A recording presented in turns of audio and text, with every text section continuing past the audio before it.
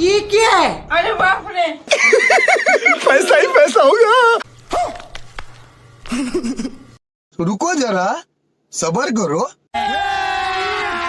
अभी मजा आएगा ना भिड़ो। હેલો, અરે ભાઈ તારા ઘરમાંથી ચોરી થતી હશે, મારા ઘરમાંથી કોઈ દી ચોરી ન થાય. મારી ઘરવાળી ગમે ત્યારે કપડાં ધોવા જાય ને અને પેન્ટના ખીચામાંથી પૈસા નીકળે ને એટલે તરત મારી આગળ આવીને હે ને મને કહે કે જો આટલા પૈસા નીકળ્યા, આલો પૈસા રાખો.